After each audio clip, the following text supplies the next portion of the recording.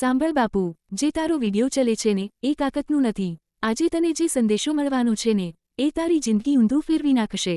લોકો કહે મહાદેવ ચૂપ છે, પણ મહાદેવ તો ક્યારેય ચૂપ નથી. ચૂપ તો આપણે છીએ, જેને સનાઈ બાજે તો પણ ધ્યાન નથી આપતું. સૌથી પહેલા તો એક વાત કાનમાં મૂકી લેજે. તને હમણાં જે અટકાવી રહ્યું છે ને એ તારી કિસ્મત નથી, એ તારો ડર છે. અને ડર, અરે કાઠિયાવાડીનો ડર, બાજના બચ્ચા જેવો, થોડો અવાજ કરે પણ ઉડી નહીં શકે. લોકો તને અંડરએસ્ટિમેટ કરે છે. એમને લાગે છે તું પડે છે, પણ હકીકતમાં તું પછડાટ લેનારો સિંહ છે. અને સિંહ પાછળ હટે એ હુમલા માટે જ. આજેથી બસ યાદ રાખજે, મહાદેવ તને લઈને સરપ્રાઇઝ મોડમાં છે.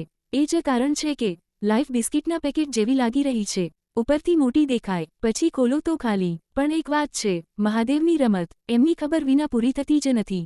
જે તને ગયા છે ને એમને જવા દે બાપુ. છોડવા જેવું હોય એને જ છોડાતું હોય છે. રાખવાની વસ્તુને મહાદેવ ખસવા દેતો નથી. લોકો તારી સાથે ક્યારે રહેશે? જ્યારે તારી પાસે ફાયદો હશે. પણ મહાદેવ તારી પાસે કશું ના હોય ને ત્યારે સૌથી નજીક હોય છે. અને હા, તારી પાછળ ચર્ચા થાય ને તો ચિંતા નહીં કરવી. ચર્ચા તો એની જ થાય જે કંઈક કરવા જઈ રહ્યો હોય. તું ભૂલીને બેસી ના જજે.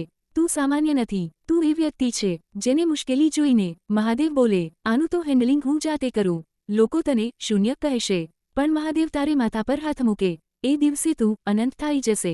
અને સાંભળ, જે બદનસીબી તારી પાછળ લાગે છે ને એ પણ તારી સેવક છે. એકવાર કૃપા વળે પછી નસીબ લાઈન લગાવીને સેવા કરશે.